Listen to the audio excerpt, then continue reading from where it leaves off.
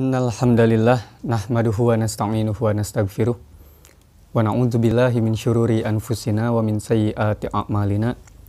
Man yahdihillahu fala mudhillalah wa man yudlilhu fala hadiyalah. Asyhadu an la ilaha illallah wahdahu la syarikalah wa asyhadu anna Muhammadan abduhu wa rasuluhu alladzi la nabiyya ba'dah amma ba'd. Qala Allahu ta'ala fil Qur'anil Karim, a'udzu billahi minasyaitonir rajim. Famanitturra ghairu baghi wala 'adin fa inna rabbaka ghafurur rahim. Alhamdulillah merupakan kata yang paling pantas terucap dari lisan serta terwujud di dalam anggota badan.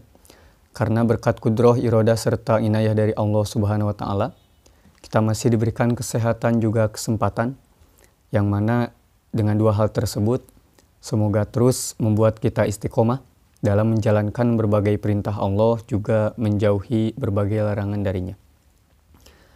Ikhwatu iman rahimakumullah, seperti yang sudah disampaikan pada kesempatan sebelumnya, di mana pada kesempatan yang lalu kita membahas tentang bahwa makanan yang diharamkan dari satu ayat tersebut itu bisa disinyalir dengan 3 sebab. Antara lain karena yang pertama dikarenakan zatnya, yang kedua dikarenakan adanya faktor luar, dan yang ketiga dikarenakan tujuannya. Li dzatihi li aridihi li gordihi. Sedikit catatan, mungkin ikhwatu iman bisa kembali menyimak pembahasan tentang menundukkan pandangan. Kalau tidak salah, pembahasan tentang menundukkan pandangan, yang mana di pembahasan tersebut kami membahas berkenaan dengan kaidah sadud dzari'ah gitu. Tadi pembahasan tersebut yang berkaitan dengan masalah ini, yaitu kaidah sadud dzari'ahnya itu sudah dibahas di pembahasan tentang menundukkan pandangan. Mungkin bisa dicek kembali. Kemudian untuk pertemuan kali ini, maka insya Allah kita akan membahas berkenaan dengan lanjutan ayat tersebut, yaitu famanitturra ghairu baghin wala 'adin fa inna rabbaka ghafurun rahim. Barang siapa yang dalam keadaan terpaksa, ini terjemah asalnya, kemudian sedang dia tidak menginginkannya dan tidak pula melampaui batas, maka sesungguhnya Tuhanmu Maha Pengampun lagi Maha Penyayang. Dari sini banyak sekali para ulama yang mengartikan dan juga memberikan catatan bahwasannya ketika sedang dalam keadaan madorot, maka makanan-makanan tersebut boleh dikonsumsi. Ketika sedang madorot, tidak ada makanan lain selain bangkai, maka itu boleh dikonsumsi. Ketika dalam keadaan madorot, kemudian tidak ada makanan lain kecuali babi, maka itu boleh dikonsumsi. Itu berdasarkan lanjutan ayat yang tadi kami bacakan, famanitturra ghairu baghin wala 'adin. Maka timbullah yang namanya kaidah dari ayat tersebut, al-masyaqqatu tajlibut taisir. Bahwasannya kesulitan akan mendatangkan sebuah kemudahan. Bahwasannya ketika ada suatu kemadorotan, kesulitan yang menimpa, maka itu akan mendatangkan suatu kemaslahatan. Termasuk juga kaidah yang lain, yaitu ad-dararu yuzalu, bahwasanya kemadorotan itu mesti dihilangkan. Nah, itu pada poin pokoknya kedua kaidah tersebut mengacu pada ayat yang sama, pada dalil yang sama, yaitu famanitturra ghairu baghin wala 'adin fa inna rabbaka ghafurun rahim. Ikhwatu iman rahimakumullah, untuk yang pertama, selain dari ayat tersebut, maka Nabi SAW itu juga melarang umatnya untuk memadorotkan diri sendiri ataupun memberikan kemadorotan kepada orang lain.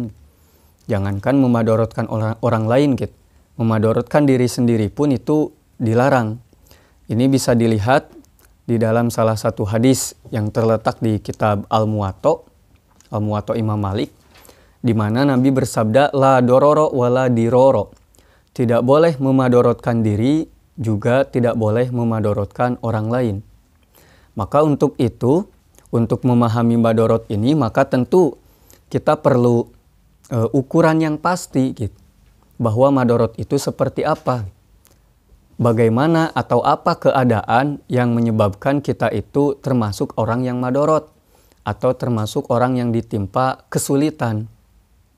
Di sini para ulama menyebutkan yang paling penting ukuran madorot, sekali lagi yang paling penting ukuran madorot itu bukan dikembalikan kepada diri sendiri.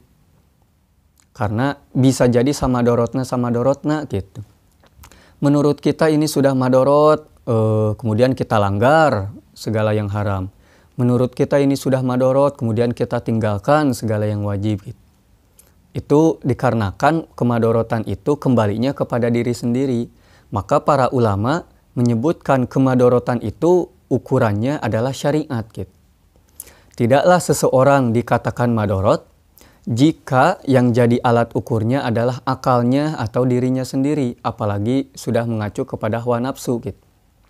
Oleh karena itu, para ulama merumuskan yang namanya kemadorotan itu, yang namanya madorot itu bisa terjadi, atau yang namanya madorot itu hanya berkaitan dengan 5 aspek kehidupan manusia. Yang pertama, ketika adanya berkaitan dengan agama, ketika ada suatu kesulitan, kemadorotan yang membuat agama kita terancam, atau membuat kita harus melakukan sesuatu, jika tidak maka agamanya yang terancam, maka itu termasuk dalam kriteria madorot, dan itu yang paling utama. Apa saja hal-hal yang bisa memadorotkan kepada agama, maka itu yang paling utama, bahwa kita termasuk orang yang terkena madorot. Nah, ngalakukeun kieu kusabab lamun teu kieu ke agama bisa kieu gitu misalkan. Seperti itu yang pertama. Seperti halnya ketika Abu Bakar memerangi orang-orang yang enggan membayar zakat gitu. Ketika Abu Bakar memerangi orang-orang yang enggan membayar zakat, padahal sok sholat. Padahal mereka mengaku muslim, tetapi oleh muslim yang lain diperangi. Kenapa? Karena dengan enggan membayar zakat, hal tersebut dapat menghinakan agama, menghinakan syariat. Mereka membedakan antara kewajiban sholat dengan kewajiban zakat. Karena akan terhina agama, karena agama akan terancam, maka madorot gitu. Diperangilah orang-orang tersebut. Itu dikarenakan sudah masuk dalam kriteria madorot. Jadi perang madorot etat. Jadi bukan ingin berperang, bukan memang umat muslim terdahulu itu kararasar gitu hayang perang gitu. Tepi rasa kisautik hayang perang, bukan. Tetapi ada kemadorotan, yaitu agama terancam. Termasuk juga kisah Ammar bin Yasir kalau tidak salah gitu. Ketika dia diancam gitu keluarganya, kemudian diancam untuk mengatakan lafaz kekufuran gitu. Karena madorot maka dia ucapkan lafaz kekufuran tersebut karena sudah termasuk dalam kriteria kemadorotan gitu.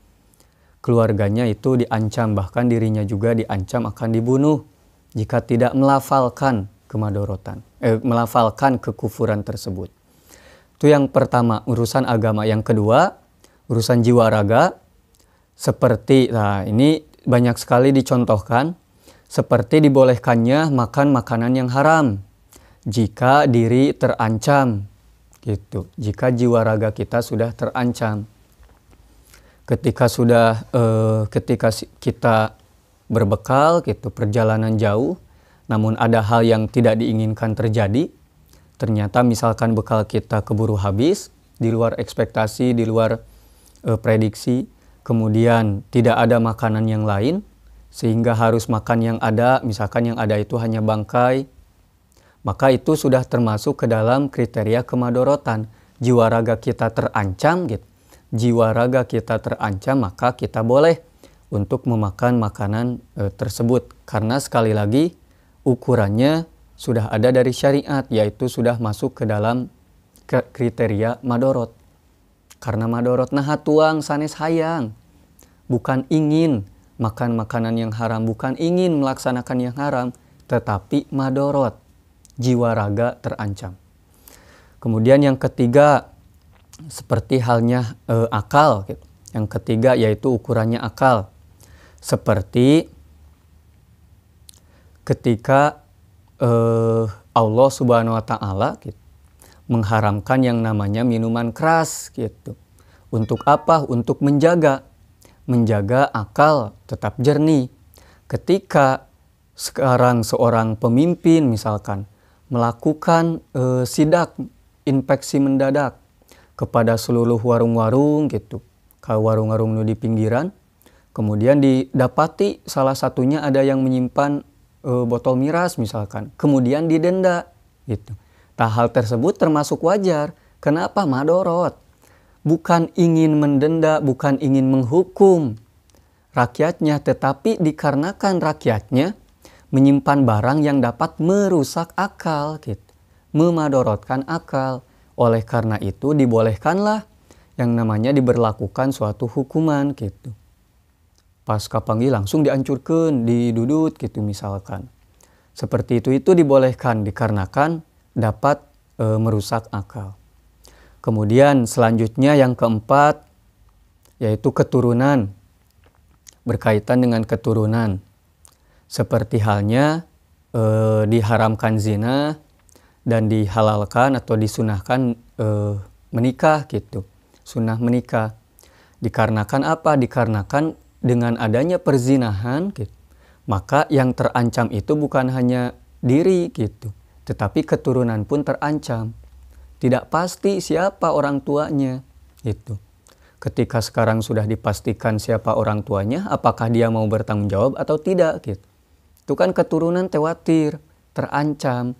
Oleh karena itu, zina itu secara pasti itu diharamkan. Karena apa? Ngamadorotkeun, memadorotkan keturunan. Dan yang terakhir, ukuran madorot itu adalah harta. Yaitu seperti halnya ketika seseorang gitu menyewa satpam atau beli anjing penjaga, memasang anjing penjaga gitu. Itu dilakukan supaya apa? Supaya menghindari hal-hal yang dapat merusak kepada hartanya gitu. Seseorang menyimpan uang di bank gitu.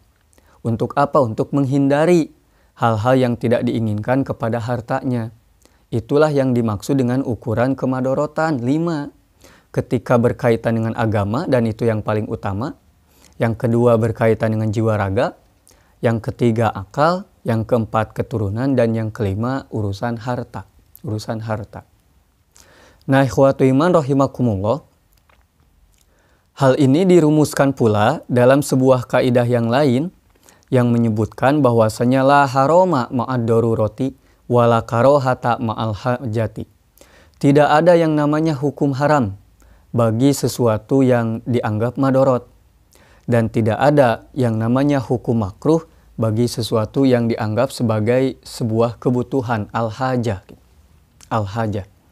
Sekali lagi yang paling utama bahwasanya ketika Allah membolehkan kita makan makanan yang haram dikarenakan madorot, famaniturro dikarenakan madorot, maka kemadorotan tersebut haruslah kembali kepada 5 aspek kehidupan seseorang. Baik kepada agamanya, jiwa raganya, akalnya, keturunannya atau harta. Khusus untuk urusan makanan, Allah ditambahkan goirobagin wala adin. Namun kita itu memang tidak ingin melakukan hal tersebut. Jadi dengan adanya kemadorotan ini harus dijadikan sebagai sesuatu yang memang kita tidak ingin melakukannya. Sesuatu yang memang benar-benar terpaksa dilakukan. Benar-benar sebagai jalan terakhir ketika semua usaha kita untuk memperoleh sesuatu yang halal itu tidak didapati. Itu tidak berhasil, tidak memperoleh hasilnya.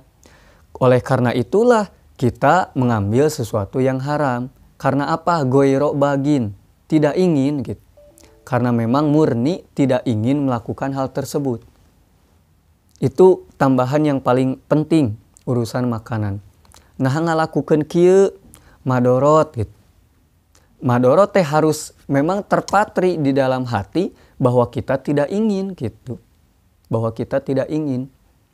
Kita tahu bahwa kehidupan ini tidak akan lancar gitu sebagaimana yang kita rencanakan. Kita rencana hari ini seperti apa untuk besoknya, ternyata besoknya lain cerita gitu. Tetapi ketika terjadi suatu kemadorotan, masuk dalam ranah madorot, harus diyakini dan juga hati kita harus sangat bersih bahwa kita memang benar-benar tidak ingin melakukan hal tersebut. Nah, itu dilakukan ongkoh embong, tapi nah dilakukan madorot gitu. Madorot. Itu yang pertama. Yang kedua, oleh Allah juga ditambahkan selain ghairu bagin wala adin, kita juga tidak melewati batas. Tidak melewati batas.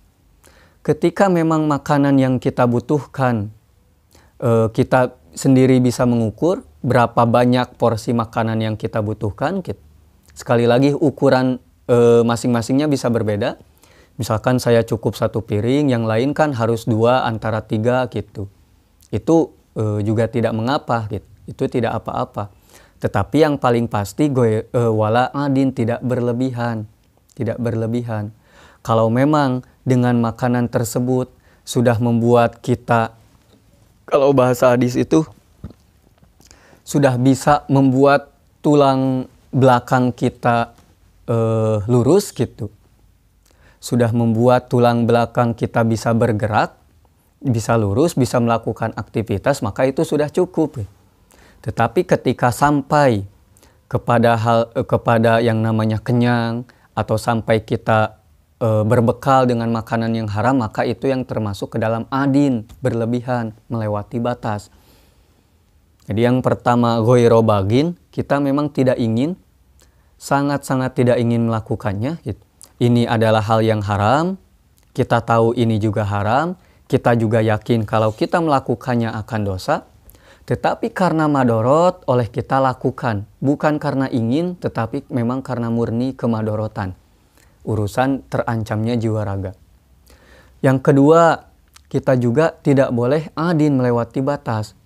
Ketika kita, keluarga kita sudah cukup dengan 1 porsi makanan, sudah cukup dengan setengah porsi makanan, maka itulah yang dibolehkan.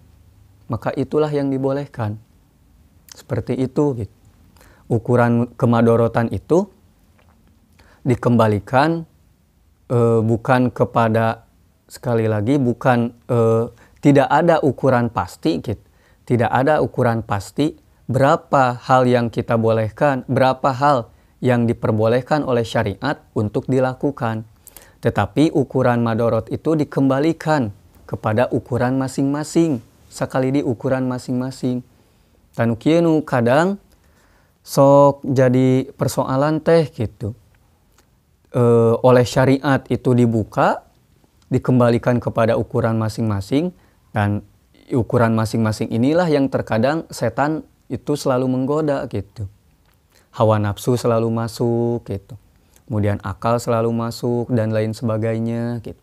Itulah yang menjadi hal yang juga sedikit mengancam kepada jiwa-jiwa orang mukmin, orang muslim. Karena kan nya orang nu kalaparan gitu.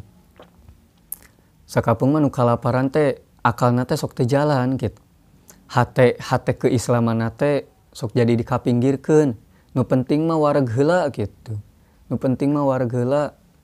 Itu kan sudah hawa nafsu gitu. Tetapi ketika memang kita orang mukmin yang dibimbing oleh ilmu, maka kemadorotan ini akan ditempatkan sebagaimana mestinya. Yaitu kemadorotan ini dikembalikan ukurannya kepada masing-masing, dan masing-masingnya ini di dalam hatinya harus selalu ada yang namanya ketidakinginan dan yang namanya ketidakberlebih-lebihan.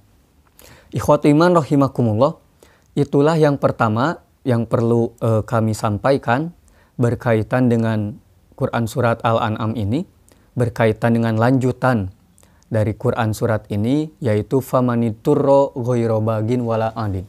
Barang siapa yang terkena kemadorotan, sekali lagi ayat ini merupakan firman Allah, wahyu dari Allah, berarti Allah tahu. Allah itu tahu bahwasannya kita itu bisa terkena yang namanya hal-hal yang tidak diinginkan. Gitu. Allah itu maha tahu. Yang orang teh bakal jika gitu akan ada rencana, akan ada yang namanya realita yang tidak sesuai dengan rencana. Allah itu tahu.